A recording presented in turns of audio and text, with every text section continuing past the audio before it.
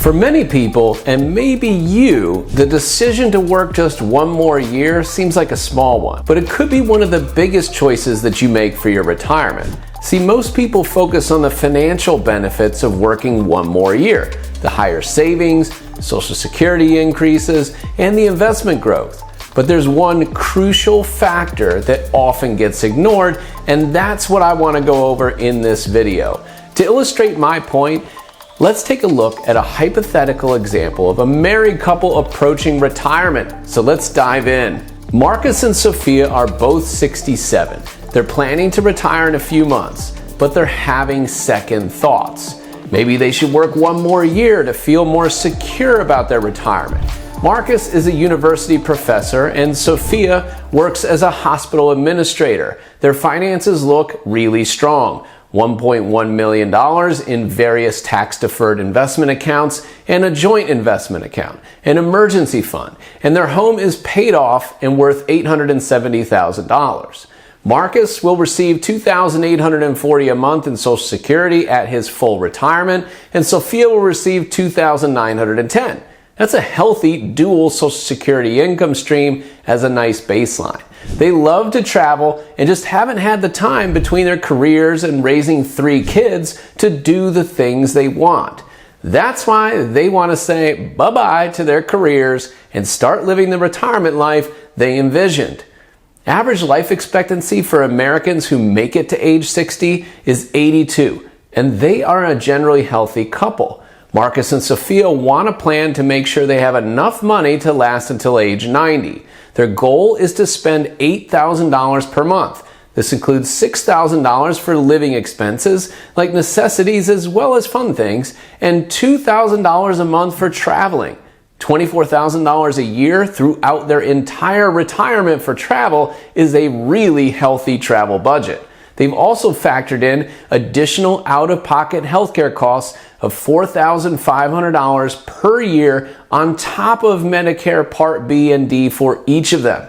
On the surface, it seems like they have a good plan set up, but despite these solid numbers, they're definitely unsure. Should they work one more year to boost their security? Well, first, we're going to look at the financial setup of retiring right now and if they decide to delay by a year. So let's jump into their plan and see what things look like. For this example, let's first pop over and have a look at how they are invested.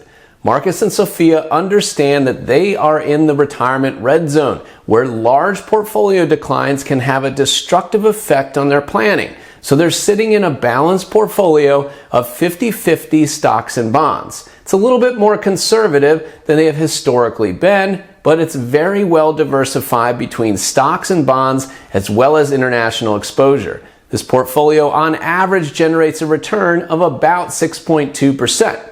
And here's their current cash flow. You can see what their income is each year, what their expenses are, and what their portfolio needs to generate for them. So let's break it down. Their salaries are gone, so their only income is Social Security. At retirement, they plan to immediately collect Social Security since they're just past full retirement age.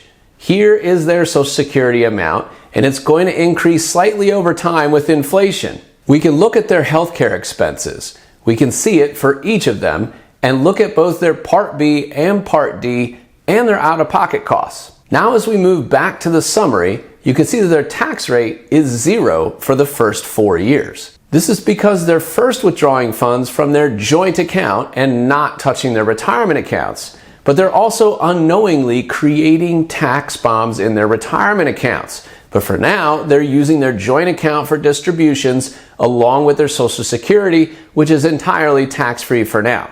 This is summarized in the total outflows. Moving over to this last column, we can see what their net flows are, or said another way, what their portfolio needs to generate. In the first few years, these are the distributions from their joint account. Then the net flows drop because the RMDs start, but we need to add them both together to see what the entire portfolio needs to generate. And RMDs are the distributions from the IRAs that are required to happen later on in life. You can see that it's significantly higher because now we have to pay taxes on any retirement distributions. Let's take a look at the likelihood of success of this plan. Based on these basic metrics, they have a success rate of 71%. That's pretty solid, a little less than I would like it to be. I generally want to see 75 to 80% success rates before telling someone they can retire, but the median base case still has them with $643,000 roughly in assets, plus a fully paid for home. And that's solid. I told you that they had a few years where they paid zero income tax.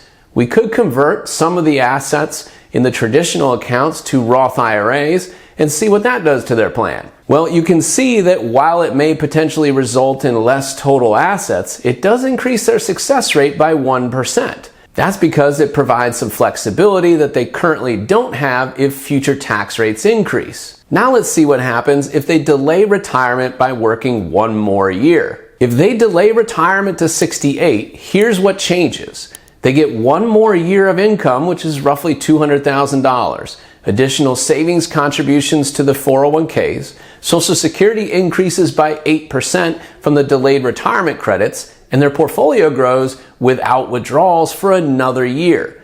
This small shift takes their retirement success probability from 72% to 89%, which is a significant improvement.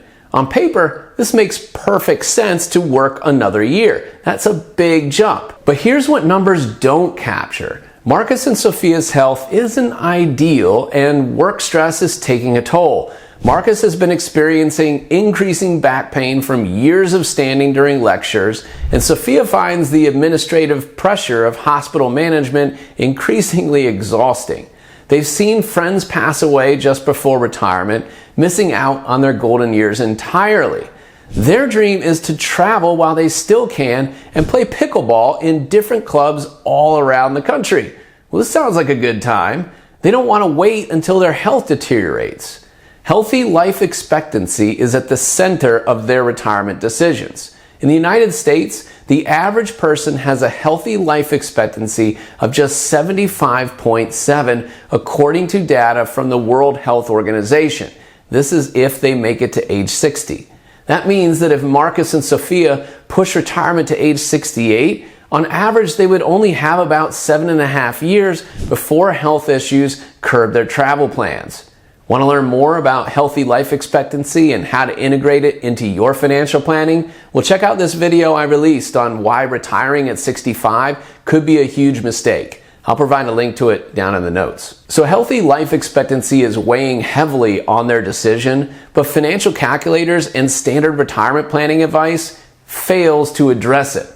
Standard planning is based more on total life expectancy, not healthy life expectancy. Yes, another year of work definitely strengthens their finances. You can see that in the numbers. But at what cost? If they keep delaying, they risk never getting the chance to enjoy the retirement they've worked so hard for.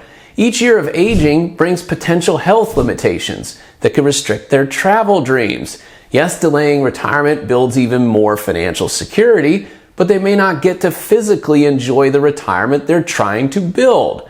To balance security and life enjoyment, they explore an alternative. What if they manage their expenses differently? Rather than expecting expenses to continually rise throughout retirement, what if they retire now, but adjust their spending by front-loading their travel for 10 years when they're reasonably healthy, and then significantly reduce or even eliminate it? Well, let's go in and change the travel goal to be that $24,000, but only for 10 years, and then drop it to zero. We'll plan for consistent healthcare increases after the 10 years and potentially use home equity if it's needed in later years. Here's what that looks like. We have now taken the success rate up to 96% without even having to use the home equity. That's huge. What about if we increase out-of-pocket health expenses by another $2,000 a year? Well, that drops the success rate to 90%, which is still very, very high. Look at the average portfolio balance. On average, they're making it to age 90 with a remaining nest egg of $1.1 million, basically what they started with, plus the fully paid for home. We didn't even need to touch the home equity. But what if you did? Using home equity in retirement is potentially a great way to tax efficiently use your capital. This simple tweak maintains financial security without sacrificing valuable time. Is it better to pay 4, 5, 6, or 7% in home equity interest, or pay 15% capital gains tax, or even higher income taxes from excess retirement account withdrawals? I'll give you a hint. It's almost always better mathematically to borrow and die rather than pay the tax. Look, the decision to work longer isn't just financial. It's deeply personal. And balance is crucial. The one more year syndrome, it can trap retirees in an endless cycle of delay, always seeking that perfect financial position while life passes by. In this example, Marcus and Sophia should definitely retire now and just tweak a couple things along the way so they can enjoy the retirement they envisioned. If you're facing a similar decision, ask yourself, will one more year of work truly improve my life? Or just my bank account? Consider not only the dollars that you'll gain, but also the experiences that you might lose. Remember that retirement planning isn't just about surviving. It's about thriving in the years you've worked so hard to secure. And if you own a business and are trying to figure out when you should retire, you can get started working with me today by visiting celestialwm.com and clicking the Start Here tab to schedule an initial call. Still not sure you want to talk? Well, head over to my resource center and learn more about my financial planning process by watching this 35-minute complimentary training. And check out this video next for even more ways to supercharge your net worth.